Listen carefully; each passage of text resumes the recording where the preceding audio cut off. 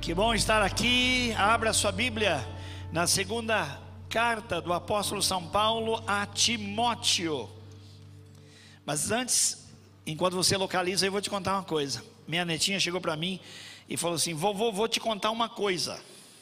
Aí eu dei aquela atenção que os avós dão para as netinhas, né? E ela falou assim: tinha um pastor, vovô, que ele chegou numa cidade e ele ia pregar numa igreja. E aí ele não sabia onde era a igreja, ele ficou procurando e não achava a igreja. Ela tem 6 anos. E então ele viu uns meninos assim brincando na rua e falou assim: olha, eu estou procurando uma igreja. A igreja assim, assim, assim. Ah, eles falaram: olha, ali, o senhor vai aqui, vira assim e vira lá. Ah, muito obrigado, vocês foram muito gentis. Então ele pegou o caminho que eles indicaram, mas deu alguns passos, olhou para trás e falou assim: eu quero fazer um convite para vocês. Eu vou falar lá naquela igreja, e eu vou falar sobre o caminho para o céu, vou mostrar o caminho para o céu. E aí as crianças começaram a rir, vovô, porque falaram para ele assim: o senhor não sabia nem o caminho da igreja, como é que o senhor vai saber o caminho do céu, pastor? Eu dei aquela risada gostosa, porque quando o neto conta piada, você ri mais gostoso, é ou não é? Quase que eu falei: conta de novo, porque o vô não entendeu. Então assim, é importante saber alguém que está indicando um caminho. Como que você vai indicar um caminho se você não conhece esse caminho?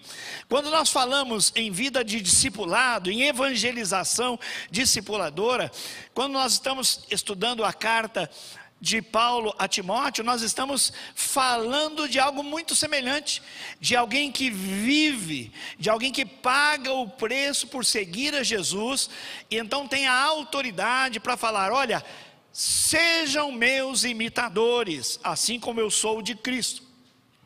Eu estava na Faculdade Teológica de São Paulo estudando, fazendo meu curso de teologia, quando um aluno perguntou ao professor: professor, o senhor não acha que Paulo foi assim um pouco impertinente, assim, ele foi um pouco soberbo ao dizer às pessoas: sejam meus imitadores?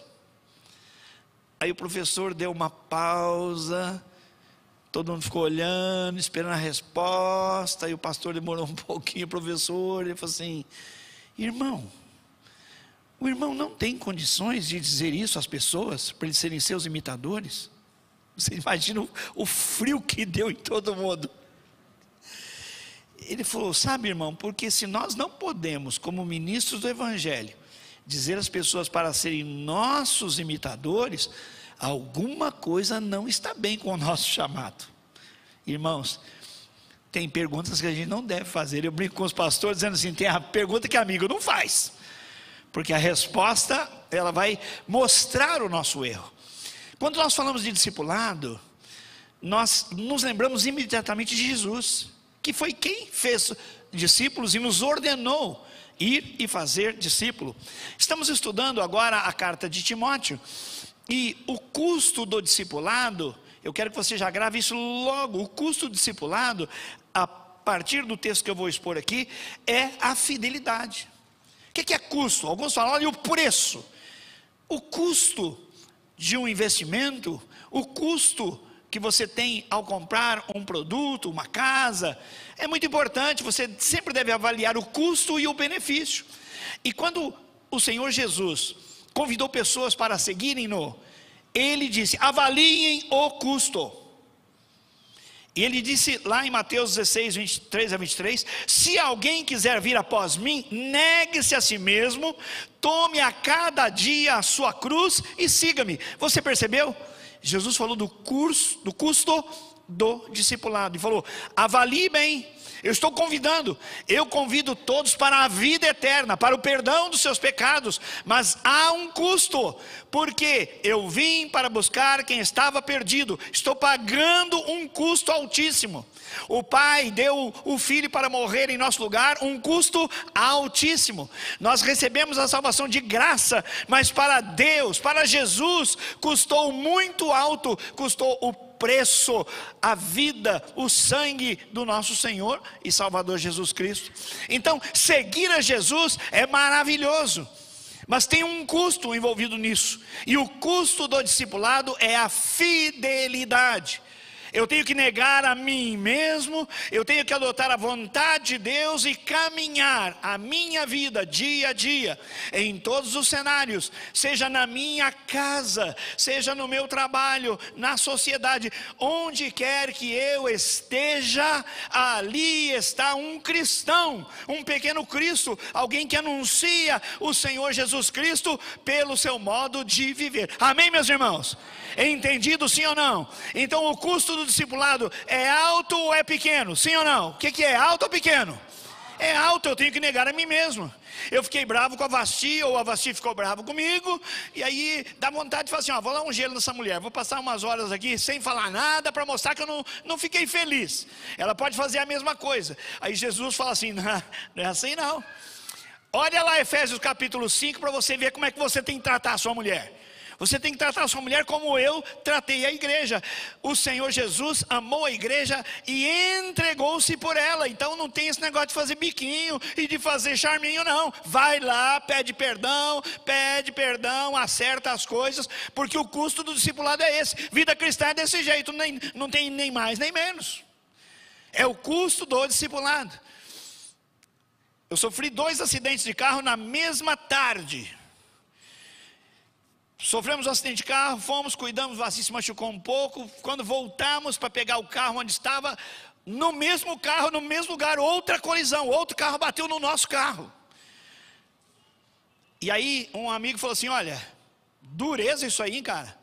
Eu tenho um esquema que é o seguinte, dá para fazer um seguro para você e você não vai ter que pagar nada. Olha que maravilha, gente. 2 colisões, o carro que já não era muito novo, ele ficou acabado. E aí um cara chega, pode dizer, oi, que porta que Deus abriu, né, gente? Não, que porta que o diabo abriu. Porque o custo do discipulado é eu andar na luz. Eu vou assinar um documento com data de ontem? Eu vou burlar alguém? Eu vou levar alguém ao prejuízo? Não. Esse é o custo do discipulado. Eu digo não para mim e sim para Jesus. Amém, igreja? Esse é o custo do discipulado em todas a vida. Nós acabamos de falar aqui, investir no reino de Deus. E eu posso fazer biquinho e falar assim, mas é difícil, é pouco, tal. Bom, ou eu entendo que a palavra diz que bem-aventurado é aquele que dá mais do que aquele que recebe, que nós devemos ser comprometidos com a obra de Deus. Eu escolhi entre a minha vontade e a vontade de Deus.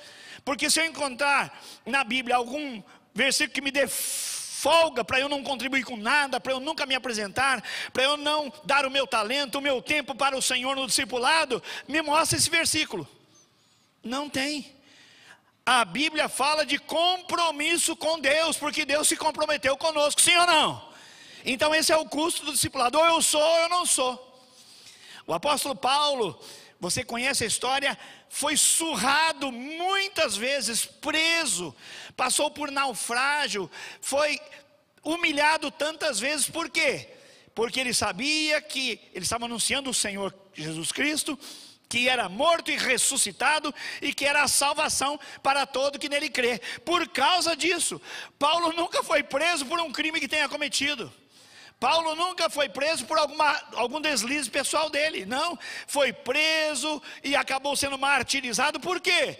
Porque ele disse, eu me encontrei com Jesus e Jesus me amou, transformou a minha vida e Ele prometeu que eu estarei com Ele. Ele veio na plenitude dos tempos e Ele me amou, deu a sua vida por mim, morreu, foi humilhado pelos principais, os religiosos e pelos gentios, morreu, mas ao 3º dia ressuscitou e eu vou ressuscitar com Ele. Ele vai vir buscar a sua igreja e todos o verão, e vai haver um dia, 1 Coríntios capítulo 15, que aquilo que é mortal vai se revestir de imortalidade, aquilo que é particular, aquilo que é temporal, vai se revestir de atemporalidade. É a ressurreição dos mortos.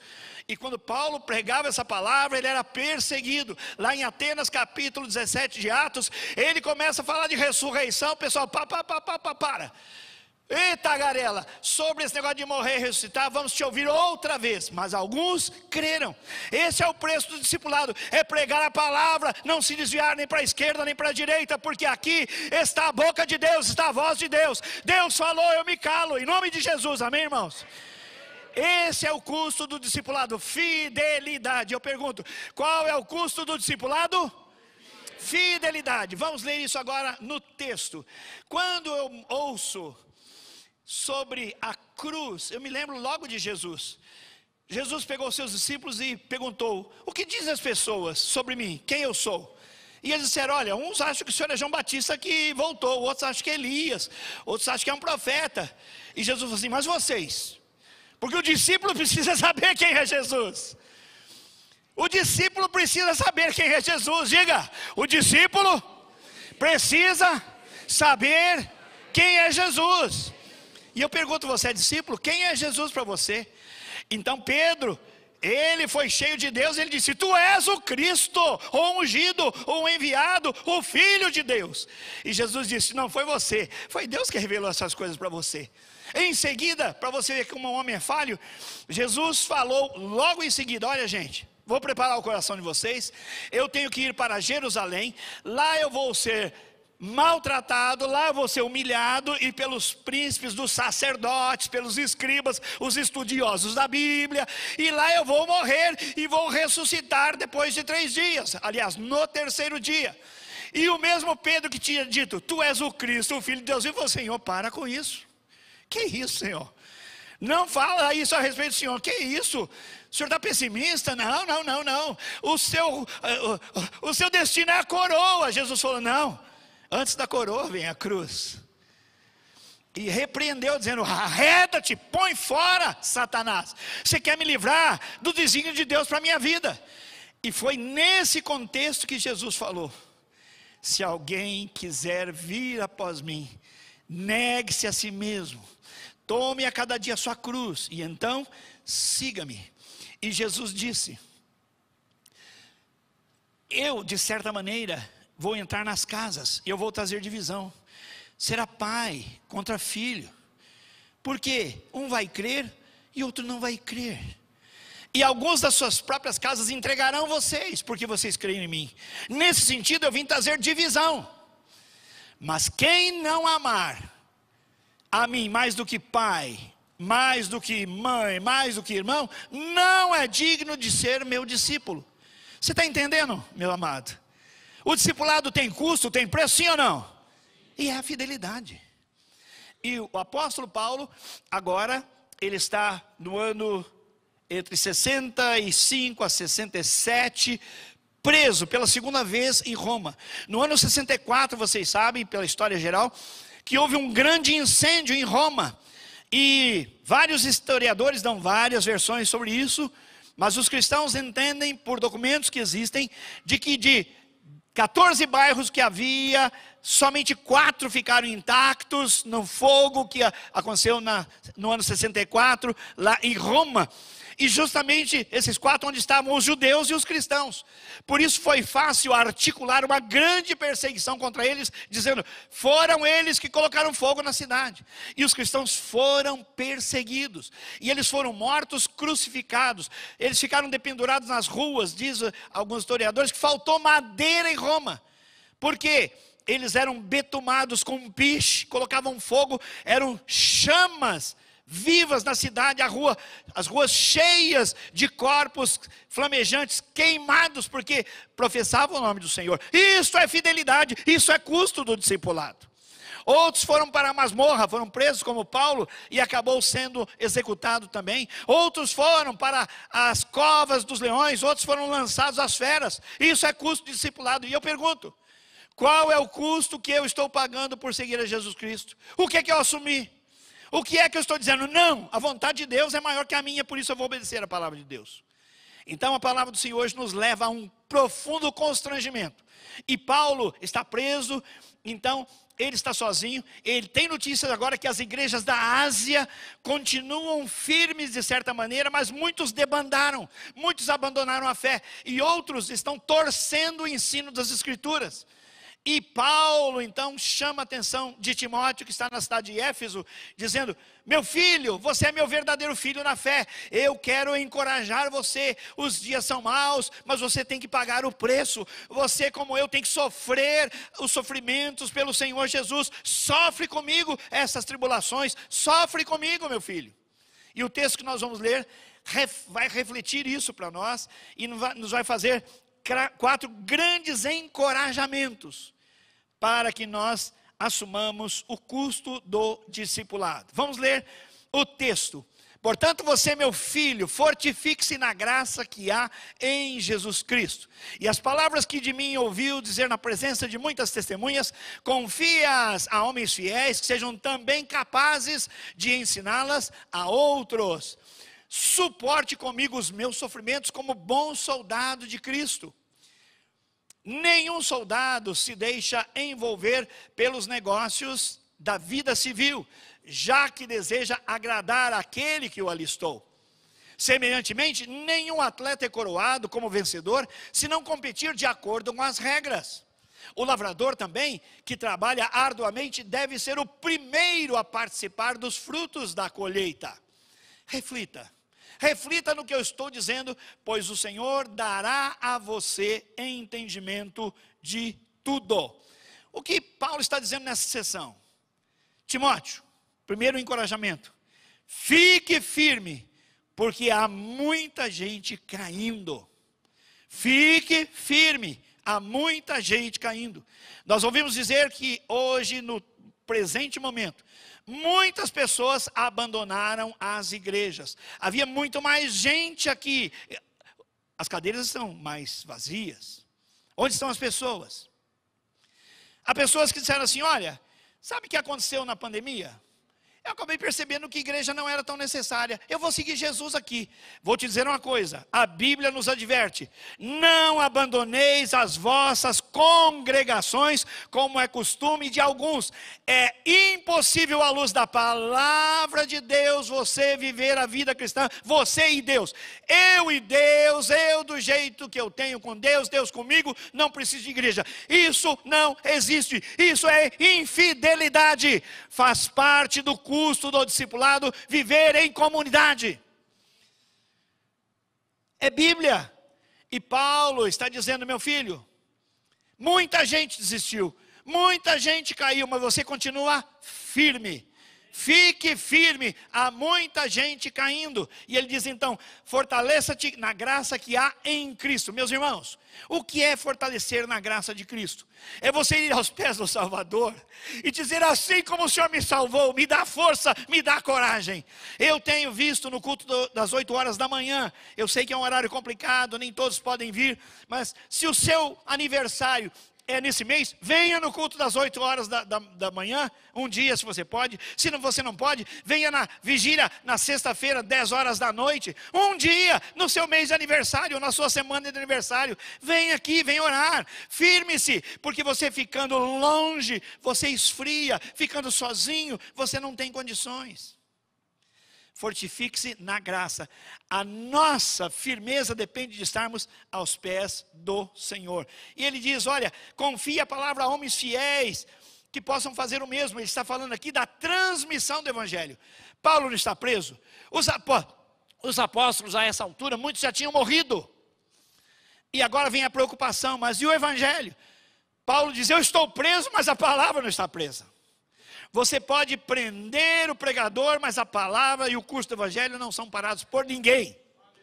Porque é Deus quem cuida da sua igreja. É Deus quem levanta homens e mulheres de qualquer lugar. Então ele está dizendo aqui: fique firme, meu filho. Suporte comigo os sofrimentos como bom soldado de Cristo.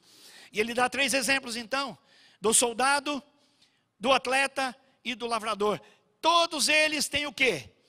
Trabalho árduo, disciplina, trabalho dentro das regras, e todos eles esperam uma recompensa. O soldado quer vencer a batalha, o atleta quer ganhar a coroa, e o lavrador quer o resultado do plantio. Então assim é conosco. Nós trabalhamos a um custo, mas nós seremos recompensados, diz a palavra de Deus. Nós vamos receber a imarcessível coroa de glória. Nós compareceremos diante do Senhor e Ele vai dizer a quem permaneceu: meu filho, servo bom e fiel, seja bem-vindo. Você foi fiel no pouco, sobre muito eu te colocarei. Amém? Fica firme, não desiste enquanto os outros estão caindo. Fica em pé em nome de Jesus. Fica em pé em nome de Jesus. Feche seus olhos. Traga na sua mente agora pessoas que esfriaram, na sua casa, na sua família. Lembre-se de pessoas que você via que agora estão frias ou desistiram. Estão tristes, decepcionadas com Deus, muitas. O que acontece? Eles precisam de que você permaneça firme, porque essa palavra tem que ser anunciada. Você firme, você tem condição de ajudar, de socorrer. Esta é a sua e é a minha missão. Amar a Deus, amar as pessoas. Fique firme, porque muita gente está caindo. Pai, eu peço em nome de Jesus, que assim como essas pessoas um dia aceitaram o Senhor como Salvador, foram movidas no seu Espírito pelo Espírito Santo, se arrependeram dos seus pecados, do seu pecado, e receberam a Cristo como Salvador, agora, Senhor, sejam cheias do Espírito Santo, sejam cheias do vigor do Senhor, eles se firmem na graça que há em Cristo. Nenhuma palavra, nenhum governo, nenhuma ideologia, nenhum sistema vai fortalecer esses homens e essas mulheres, mas a tua graça vai. Faz isso, meu Pai, em nome do Senhor Jesus, amém. Aplauda o Senhor e se assente. Primeiro grande encorajamento: fique firme, porque há muita gente caído, você não vai cair. Segundo, seja fiel, faça a escolha certa. É uma questão de escolha. Eu escolho seguir Jesus ou abandonar Jesus. Ele disse: lembre-se do nosso Senhor Jesus Cristo. Ele nasceu da descendência de Davi, é totalmente homem. Lembre que Ele é Cristo, é ungido de Deus, é totalmente Deus. O Evangelho consiste nisso, em que Deus nos amou, enviou o seu Filho, nascido de mulher, para se identificar com a raça humana, para pagar pelo preço. Mas Ele não só morreu, Ele ressuscitou. E quando nós aceitamos Cristo pela fé, nós morremos com Ele na cruz. E quando o Senhor ressuscitou, nós ressuscitamos com Ele na vitória. Glórias a Deus. É isso que o batismo significa. Eu chego a me arrepiar aqui. Quando você é submerso nas águas, você está dizendo: estou sepultando a velha criatura, o velho homem, a velha mulher, estou me levantando em novidade de vida. Eu estou ressuscitado com Cristo. Diga glória a Deus. Lembre-se disso, reflita nisso, meu filho Timóteo. Esse é o Evangelho pelo qual estou sofrendo. E o sofrimento, a palavra grega que Paulo usa, sofrendo como um criminoso, só é usada em um outro lugar no Novo Testamento, sabia? Só aqui em um outro lugar, sabe onde? Para falar, qualificar aqueles dois homens que estavam ao lado do Senhor na cruz. Eles de fato eram criminosos, eram malfeitores, estavam morrendo por causa do que haviam feito, era consequência do seu erro, da sua transgressão. Um deles disse: nós somos pecadores, estamos aqui porque merecemos. Paulo está dizendo: eu não fiz nada, eu não roubei de ninguém, eu não atrapalhei ninguém, mas estou preso aqui como aqueles que eram criminosos por justa causa. Mas estou preso aqui algemado, mas o Evangelho não fica algemado comigo. Reflita nisso, Timóteo, reflita nisso. Reflita, porque Deus vai te dar em esclarecimento, entendimento sobre essas coisas. E agora ele fala sobre doutrina. Há uma palavra de confiança. Isso não é um texto bíblico do Antigo Testamento, mas é uma canção que possivelmente a igreja primitiva cantava durante os batismos. Diz assim: se morremos com Ele viveremos. Se perseveramos com Ele reinaremos. Se o negamos, Ele também nos negará. Se somos infiéis, Ele permanece fiel, pois não pode negar a si mesmo. Você viu? C. O discipulado vem pelo C. Se você quer, torne-se discípulo de Jesus, mas vai ter que pagar o custo, assumir o custo do discipulado. Negar você mesmo, aceitar a Cristo e viver totalmente para Ele. Não é questão de gostar ou de preferir. É a vontade de Deus que você seja parecido com Jesus. Então você vai dizer sim ou não. Se morremos com Ele reinaremos. Se nós perseverarmos nele, nós reinaremos com Ele. Ele disse que nós vamos reinar e julgar as nações. Mas se nós o negarmos, ele também nos negará. Presta atenção nisso. Se nós o negarmos, ele também nos negará. E depois, se nós formos infiéis, ele permanece fiel, pois não pode negar-se a si mesmo. Parei com o pastor Ronaldo aqui para explicar uma coisa. Eu sempre interpretei mais ou menos corretamente esse texto. Esse versículo 13. O versículo 12 diz: se nós o negarmos, ele nos negará. Isso é certo? Deus fala a verdade, sim ou não? Se vocês me negarem, eu vou negar vocês. Jesus falou isso lá em Mateus, dizendo: aquele que me recebe, me confessa diante dos homens, eu o confessarei diante do meu Pai que está nos céus. Mas aquele que me negar diante dos homens, eu terei que negá-lo diante do Pai que está nos céus. Ou seja, se eu negar Jesus, Jesus vai me negar. É o custo do discipulado. A cláusula condicional foi colocada: se você quiser assumir o discipulado, é desse jeito. Mas o propósito de Deus é fazer você uma pessoa parecida com Jesus, caráter de Jesus, vida de Jesus, unção de Jesus, parecido, um filho de Deus, co-herdeiro de todas as coisas com Jesus. Diga glória a Deus. Esse é o mais fascinante projeto de vida. Isso não vem através de qualquer instrumento humano, vem pela cruz, vem pelo poder da ressurreição. Mas se somos infiéis, ele permanece fiel. Permanece fiel em quê?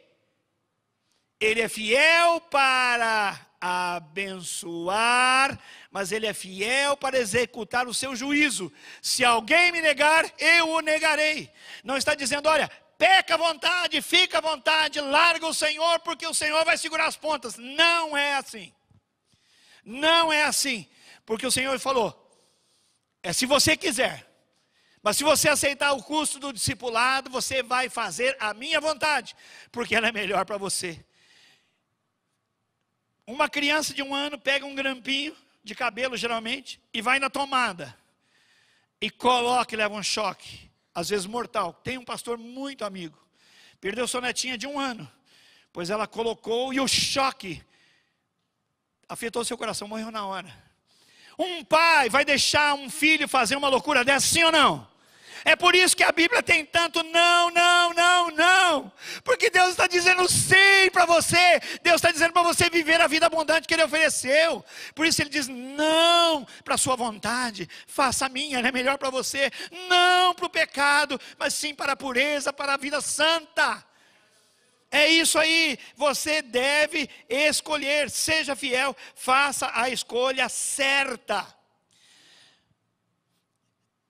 Tyndale é um exegeta e ele diz sobre esse texto: Deus não pode ser incoerente. Seria contraditório tratar da mesma forma os fiéis e os infiéis. Ele é sempre verdadeiro em relação à sua justiça, não importa o que sejamos. As palavras não devem ser usadas para ensinar que a fidelidade de Deus será demonstrada ao defender os que não creem. Não é o caso. Se os homens são infiéis, ele permanece fiel no seu caráter e assim os trata. Ele é fiel tanto nas ameaças quanto nas suas promessas. Aí é que está. É uma escolha. Está diante de mim ou você sermos fiéis, assumirmos o custo do discipulado. Esse é o grande encorajamento que Paulo fala. É o segundo aqui. E aqui ele está tratando da vida com Deus, da vida que depende de Deus. Terceiro grande encorajamento, versículos 14 a 21. Coloca para nós na tela.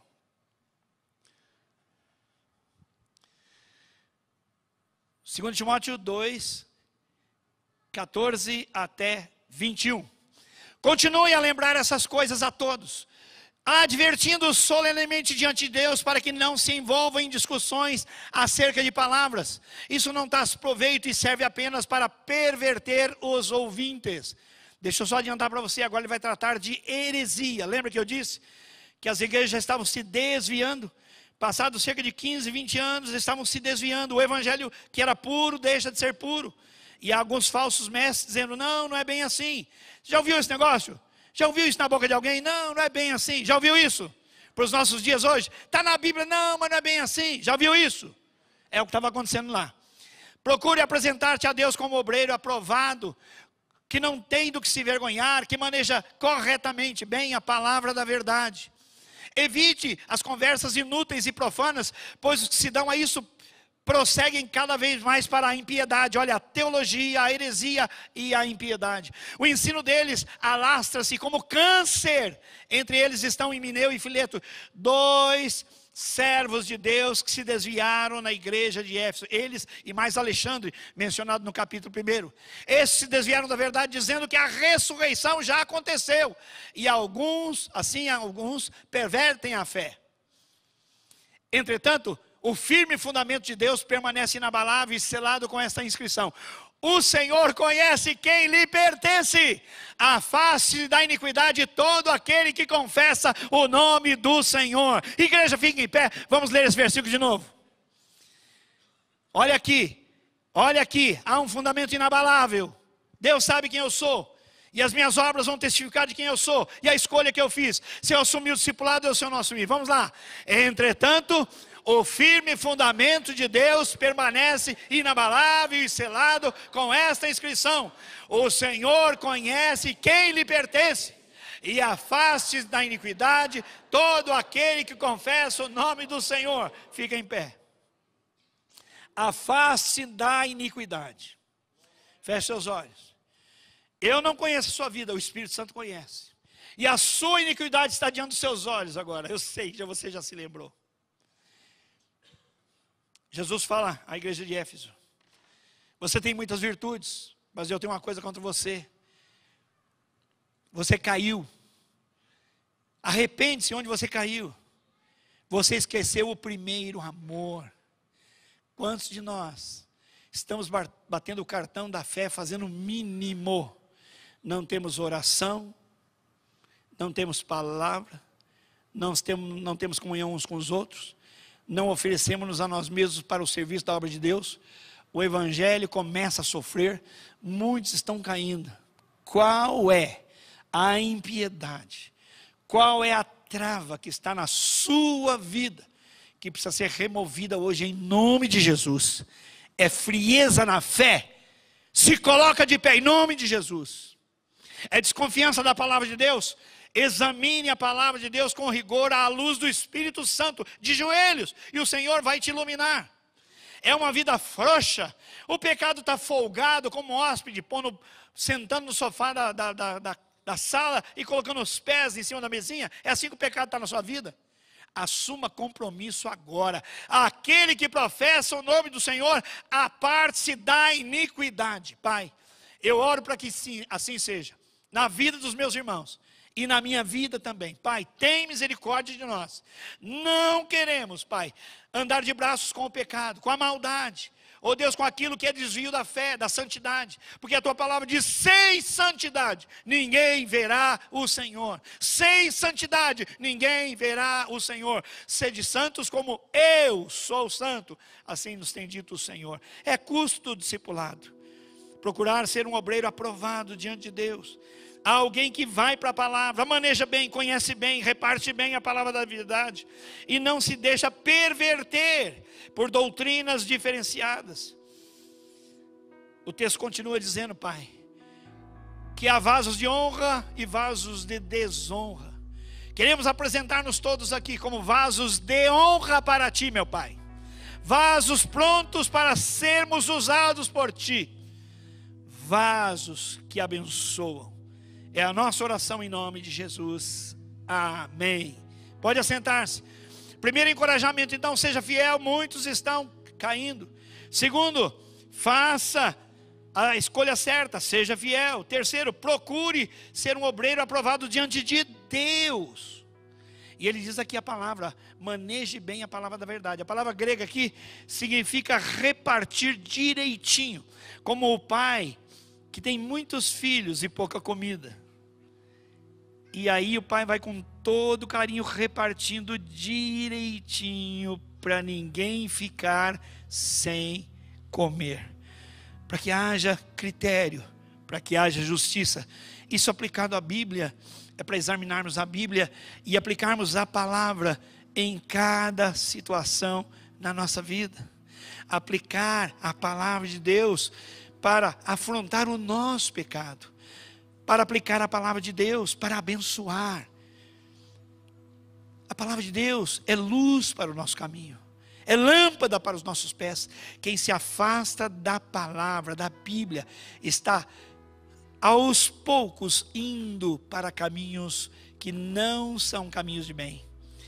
Um avião há muitos anos caiu na Amazônia, não sei se você se lembra, e ali houve uma mortandade. E quando foram ver o que aconteceu, houve um erro de cálculo pequenininho, um desvio angular muito pequeno, mas à medida que ele foi andando, ele foi se distanciando, e aí não tinha mais combustível, ele estava na rota errada, ele caiu, e ali houve morte. A Bíblia diz: há caminhos que para nós, aos homens, parecem caminhos de bem, mas aos olhos de Deus, na verdade, são caminhos de morte. E fala caminho singular, caminhos que parecem de bem, mas o fim deles é caminho de morte. O custo do discipulado. Você aceitou a Cristo, mantenha-se firme nele. Você recebeu o Espírito Santo, então viva pelo poder do Espírito Santo. Quarto e último grande conselho para o apóstolo, para o discípulo Timóteo. Timóteo era jovem, era tímido e era doente. Então ele tinha certas limitações, e Paulo encoraja: vai lá, vamos lá, fica firme, não desiste, coragem. Olha o soldado, olha o atleta, olha o lavrador.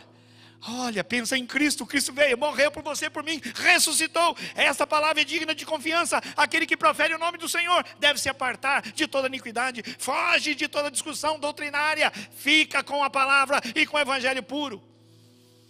E agora, ele vai insistir em manter-se na verdade, mas ele vai ser muito prático. Versículos 22 a 26, vamos projetar na tela. Olha os verbos: fuja dos desejos malignos da juventude, e não trata de sensualidade. Siga a justiça, fé, amor e paz. Ande com os puros que invocam o nome do Senhor. Evite conversas tolas e inúteis que acabam em briga. Não brigue, isso não convém ao servo do Senhor. Ao contrário, seja amável para com todos, apto para ensinar, não pela capacidade, mas pelo modelo, paciente, corrigido com mansidão, porque a mansidão é terapêutica, e ela visa manter a esperança de que Deus deu arrependimento àqueles que se desviaram, àqueles que caíram, àqueles que fraquejaram. E aí o que vai acontecer? Leve-os à verdade. Para quê? Voltem à sobriedade, escapando das armadilhas do diabo. Voltem a fazer a vontade de Deus. Vamos ler o texto, e aí nós já vamos para a conclusão. Fuja, olha os verbos, aliás, o texto todo, presta atenção. Temos vários professores de português aqui, gente muito afinada, sabe muito, afiada também. Muitos verbos no imperativo, o texto todo, capítulo inteiro. O verbo no imperativo é uma ordem, não é uma opinião e nem uma sugestão. Então pode prestar atenção aqui, ó. Fuja dos desejos malignos da juventude, ele não está falando de sexualidade. E siga a justiça, a fé, o amor, a paz, com aqueles que com o coração puro invocam o Senhor. Depois, evite as controvérsias tolas, inúteis, pois você sabe que elas acabam em brigas. Quantas vezes a gente insiste, vai, e vai terminar em briga. Ao servo do Senhor não convém brigar, mas sim ser amável para com todos, apto para ensinar pelo modelo, paciente. Deve corrigir com mansidão. Deve haver correção? Deve haver correção? Ou vamos deixar fazer o que quer? Deve haver correção, mas como? Com mansidão. Com mansidão, os que lhes se opõem na esperança. Olha a visão, olha a esperança de que Deus lhes conceda o arrependimento, levando-os ao conhecimento da verdade, para que assim, objetivo, voltem à sobriedade, escapem da armadilha do diabo que os aprisionou para fazerem a sua vontade. Lembra que o discípulo tem que fazer a vontade de Deus? Está aqui. Quando você faz a sua vontade, você está dizendo: diabo, fica à vontade para opinar também. Presta atenção. Quando você faz a vontade de Deus, não há meio termo. É santidade. é vida limpa, é correção, é justiça, é fé, é paz, é amor. Mas quando você pede opinião para o diabo opina e te leva para longe da vontade de Deus. Foi o que ele fez com Eva. Olha lá. Sexto, o objetivo da correção mansa: manter a esperança de que Deus deu arrependimento aos desviados, levando-os à verdade. Para quê? Voltem à sobriedade, escapando das armadilhas do diabo. Voltem a fazer a vontade de Deus. Vamos ficar em pé, meus irmãos.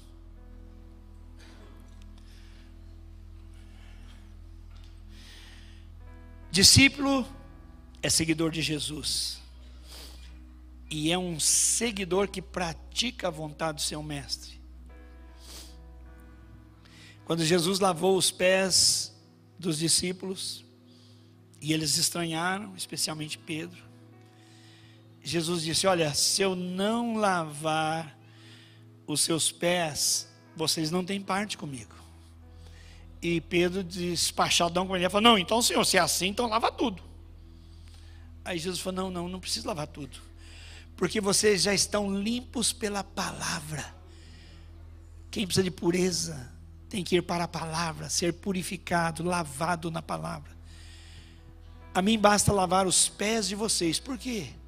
São os pés da caminhada, do dia a dia, onde o nosso temperamento aflora, onde a nossa formação fala mais alto. Eu aprendi assim do meu pai, eu aprendi assim da minha mãe, na minha casa sempre foi assim, mas a minha foi diferente.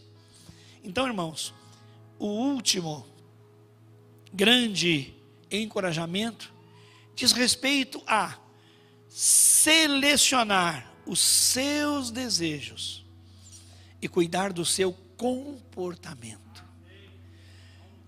Quarto conselho: cuide, selecione os seus desejos e defina o seu comportamento. Tudo ali falou de relacionamento. O contexto deles era com os hereges, mas os relacionamentos acontecem em todo lugar. E é a mesma coisa. A nossa vontade tem que prevalecer sobre a vontade de Deus, sobre a vontade do outro, do marido, da mulher, do parceiro, do companheiro de ministério, do outro líder. Não é assim. Nós temos que fugir daquilo que vai nos levar para o erro. E temos a palavra ali, siga a justiça, a fé e o amor. É a palavra de seguir, como eu diria, como a polícia que está buscando muito uma criança perdida. Todo mundo está se esforçando muito. Tem que achar, tem que achar, tem que achar. Muito esforço. Então esse é o nosso esforço para achar as virtudes da vida cristã, para sermos homens e mulheres cheios de Deus, pessoas que glorificam o Senhor, pessoas que estão nesse mundo para fazerem a diferença. Meus irmãos, domingo passado falei sobre isso. Houve um tempo de tanta mortandade em várias cidades do Brasil e do mundo. Houve o caso de médicos chorarem e se abraçarem, enfermeiros e corpos de enfermagem, porque eles não sabiam o que fazer. Não tinha remédio, não tinha leito, e as famílias estavam desesperadas, e eles também. Mas eles não fecharam as portas dos hospitais, eles permaneceram firmes. Houve médico que sofreu, porque por estar em contato com a enfermidade, quando chegou no seu residencial, os vizinhos falaram: não, aqui não. Como que eu não posso vir para minha casa? Não, você está infectado. Irmãos, há situações de calamidade, mas nosso Deus continua no controle de todas as coisas. Nós não vamos nos abater com nenhum cenário global, mundial, econômico, geopolítico. Sabe por quê? Porque quem reina é o Senhor. E o que Ele disse está dito. Ele cumpre a sua palavra. Quanto a nós, há um custo permanecermos fiéis. O custo do discipulado é a fidelidade. Para ficar firme, vá ao Senhor. Pode recorrer a outras ajudas, mas é no Senhor que você tem a ajuda permanente. Estava falando que semana passada levantei um dia bem esquisito. Cheguei na reunião de oração, falei: irmãos, olhem por mim, eu não sei o que eu estou sentindo, não sei se é dor, não sei se é angústia, estou esquisito. Fui para casa, tentei dormir um pouquinho, aquela noite eu não tinha dormido bem, não consegui, fui me ajoelhar. Quando eu fui me ajoelhar, Deus falou assim para mim: você está subindo no pódio. Quando você se ajoelha na minha presença, você sobe no pódio. Um pódio é aquela estrutura para os campeões, primeiro, segundo, terceiro lugar. Não sei em que lugar eu estava, Deus não falou, mas Ele falou: filho, quando você se ajoelha aqui, você está subindo no pódio, você é mais que vencedor. E Deus me fez ver que no céu havia uma torcida: vai Gilson, não desanima, não desanima, não desanima, o Senhor é contigo, Ele prometeu, Ele não vai falhar com você. É assim que a gente se fortalece na graça que é Jesus. Não desista de nenhum princípio da palavra de Deus. Não desista da fé. Não desista do seu pequeno grupo. Não desista da sua liderança. Não desista do seu casamento. Não desista do seu negócio. Coloca tudo diante de Deus e paga o preço de um verdadeiro discípulo. E as recompensas virão. Como vem para o soldado a vitória, como vem para o atleta a coroa, como vem para o lavrador o fruto do seu trabalho. Pai, que essa palavra nos acompanhe, que nós paguemos o preço de seguirmos Jesus, porque vale a pena. Vale a pena. Nós pagamos preço por muitas coisas, e o preço do pecado é muito maior, porque nos leva à perdição, nos leva, Senhor, a andarmos longe de Ti, e segundo o texto, virar cativos das armadilhas de Satanás. Eu não serei aquele que profere o nome do Senhor, aparte-se da iniquidade. Os santos verão o Senhor. Pai, leva-nos para a absoluta vitória durante essa semana. Que a graça do nosso Senhor e Salvador Jesus Cristo, o amor maravilhoso e perdoador do Pai, a comunhão, a consolação e a atuação permanente, poderosa do Espírito Santo, seja com todo o teu povo, desde agora e para sempre. Amém e amém. Vai na vitória, discípulo, assume o custo, a recompensa.